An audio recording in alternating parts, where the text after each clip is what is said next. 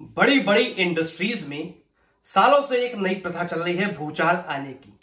चाहे वो बॉलीवुड इंडस्ट्री हो, चाहे वो स्पोर्ट्स इंडस्ट्री हो, या चाहे और भी बहुत सारी इंडस्ट्रीज हैं। और उस भूचाल से वो इंडस्ट्री दहल जाती है। और रिसेंटली ये भूचाल आया है स्पोर्ट्स इंडस्ट्री में, भारतीय क्रिकेट में आया है। और इस भूचाल का नाम है स्टिंग ऑपरेशन बाय जी न्यूज।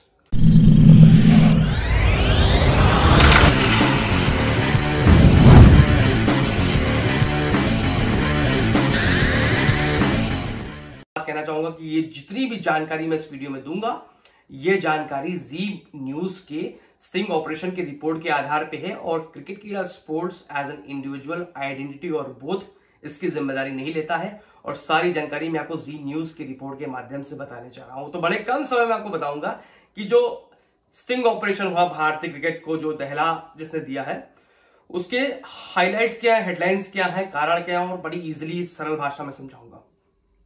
तो चेतन शर्मा, आप लोगों को पता होगा, भारतीय cricket team main senior cricket team के चीफ सेलेक्टर हैं। और बड़ा ही बड़ा ओहदा होता है ये भारतीय क्रिकेट टीम में। और बहुत सारी इंपॉर्टेंट डिटेल्स और प्रोटोकॉल्स और बहुत सारा जो जानकारियां होती हैं, जो प्लान्स होते हैं, वो उनके पास होते हैं। तो एक स्टिंग ऑपरेशन जी न्यूज ने किया, उसके तहत उन्होंने कुछ शॉकिंग रिलेवेशंस किए भारतीय टीम के कुछ खराब पास्ट को लेके। तो अब ये जो खराब पास्ट है, ये सौरव गांगुली के कार्यकाल तक हमको लेके जाता है।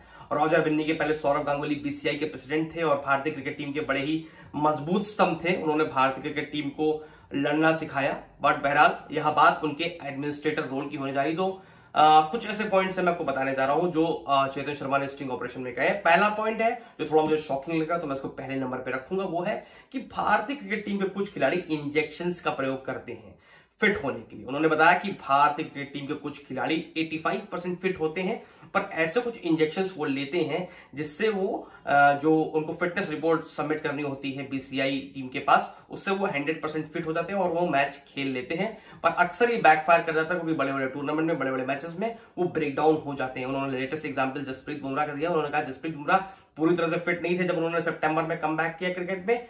बट अब चूंकि उनको टी20 विश्व कप खेलना था, उन्होंने इंजेक्शंस लेके खुद को फिट घोषित करके वो मैच खेला। और सिर्फ वो दूसरा टी20 मैच खेल पाए थे, आप लोग की जानकारी के लिए बता दूं। और 2 ही ओवर उन्होंने डाले थे और उन्होंने सिर्फ 2 ओवर डाले। उसके बाद जो उनकी पीठ थी, वो जो दर्द था, वो बहुत एग्रीवेट हो गया और तीसरे टी20 मैच में उस सीरीज के ऑस्ट्रेलिया के खिलाफ नहीं खेल पाए थे। तो उन्होंने कहा अगर वो तीसरा टी20 मैच जसप्रीत बुमराह खेल लेते तो शायद वो 1 से 1.5 साल तक क्रिकेट ना खेल पाते, वो गेंदबाजी ना कर पाते। कारण यह है कि जो उनका जो पीठ का जो लोअर बैक की दिक्कत है, वो और एग्रीवेट हो गई उस मैच खेलने के बाद। और उन्होंने ये भी कहा कि अभी भी करंटली जसप्रीत बुमराह पूरी तरह से फिट नहीं है और जो उनका लोअर बैक और बैक का इशू है, उसमें अभी भी इश्यूज काफी ज्यादा है। और अभी भी उनको झुकाव जब वो लेते हैं, थोड़ा सा बेंड करते हैं, तो दिक्कत होती है।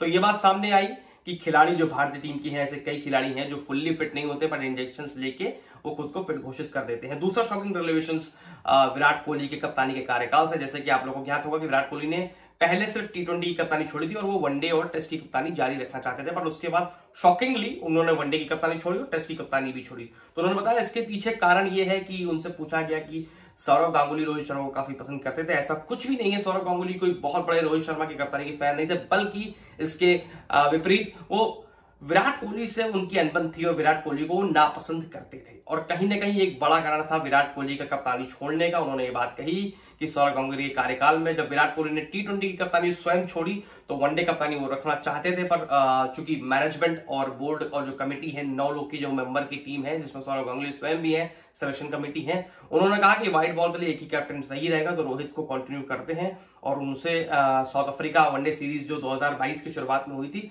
उसके 1.5 घंटे पहले कहा था कि आप कैप्टनसी छोड़ दीजिए, क्योंकि अब आप कैप्टन नहीं रहने वाले। तो उन्होंने खुद ही स्वयं टेस्ट और वनडे की कप्तानी पहले छोड़ दी और उसके कुछ हफ्ते बाद उन्होंने टेस्ट की कप्तानी छोड़ी। तो उसके पीछे कहीं ना कहीं जो उनके शॉकिंग जो खराब संबंध थे सौरव गांगुली से, जो अनबन थी, वो कारण वो निकल के आए। वैसे ऐसा स्पेकुलेट किया जा रहा था, पर कहीं ना कहीं अब इस पे थप्पा लग चुका है जी मीडिया की रिपोर्ट के आधार पे। इसके अलावा एक और रिलेवेशन उन्होंने कहा कि भारतीय क्रिकेट टीम के कुछ खिलाड़ी जिन्होंने नाम भी लिए, उन्होंने कहा दीपक हुडा, उमेश यादव, हार्दिक पांड्या अक्सर उनके घर आया जाया करते हैं और रोहित शर्मा उनसे फोन पे लमसम आधे घंटे कम से कम बात किया करते हैं। तो कहते हैं कि भारतीय क्रिकेट टीम के खिलाड़ी लगातार टच में रहते हैं और उनसे पूछते हैं कि क्या मतलब कैसी परफॉर्मेंस होती है जिससे उनको आगे कंसिडर करता रहे।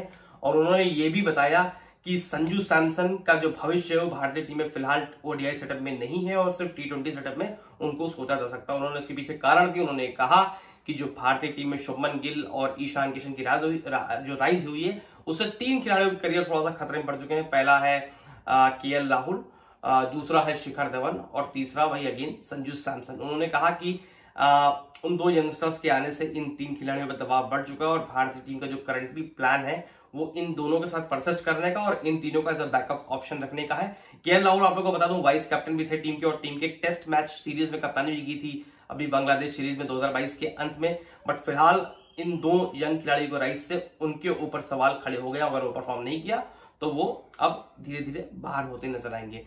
इसके अलावा उन्होंने शॉकिंग रिलेवेशन एक ये भी दिया कि जो भारतीय क्रिकेट है वो सिर्फ रोहित शर्मा के अंडर नहीं है और भारतीय जो रोहित शर्मा और ये विराट कोहली है भारतीय क्रिकेट अब इनके अराउंड इवॉल्व नहीं करेगा और यंग खिलाड़ियों को बैक किया जाएगा। और उसका प्रमुख जो उन्होंने पॉइंट ये दिया कि भाई टी20 टीम में फिलहाल अब रोहित शर्मा और विराट कोहली जो स्ट्रॉन्ग प्लेयर हैं, ये जो बड़े खिलाड़ी सीनियर खिलाड़ी हैं, अब इनकी जगह इनको नहीं मिलेगी जब तक कोई ना कोई बहुत बड़ा फेरबदल या कोई इंजरी कंसर्न्स नहीं होता है। क्योंकि भारतीय क्रिकेट टीम टी20 क्रिकेट में यंग खिलाड़ियों के साथ जाना चाहेगी। तो कहीं ना कहीं हम ये मान लें कि अब हमको रोहित शर्मा और विराट कोहली शायद ही टी20 मैच खेलते दिखें या लगातार में खेलते दिखें, मे बी फेयरवेल मैच हो जाए क्योंकि अब फिलहाल बोर्ड्स के प्लान में नहीं है।